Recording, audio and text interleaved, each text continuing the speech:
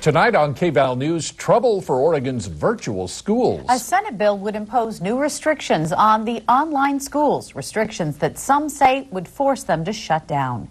Good evening, I'm Jennifer Winters. And I'm David Walker. Thanks for joining us. Supporters of the bill say virtual schools are growing too big, too fast. They worry the quality of education is suffering and taxpayer dollars are being wasted. But some Oregon families say the bill threatens to close the only schools that work for their children. KVAL's Laura Rios has our top story. Fractions, science experiments, and history lessons about the invention of the toilet. But I still thought that was kind of funny. They thought it was an amazing marvel. I wonder what they'd say about the computer. 11-year-old Austin Shrink learns it all at his Cottage Grove home. The lessons, though, come from the North Bend School District through the Oregon Virtual Academy, also called ORVA. A virtual school is different from a home school because the school will actually provide the students and their parents with the materials, projects, and a lesson plan to follow. Those lesson plans are delivered online. Austin's mom says virtual school is a good fit because it's flexible.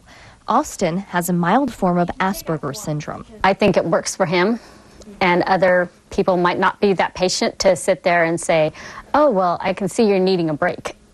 You know, when you have 20 to 30 kids in a classroom. Austin's school, ORVA, has said it will close if Senate Bill 767 passes.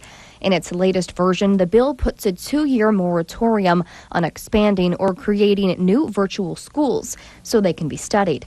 Supporters say there needs to be more oversight of their curriculum and finances. What is your chief concern with the business side of these schools? Well, the chief concern is that this is public money for children's education going into a for-profit business. Many of these are for-profit. ORVA's contract is up for renewal during the proposed 2-year moratorium. Lily Shrink says she would hate to lose a school that works for her son. And I think it's mostly about having the opportunity to do what's best for your child.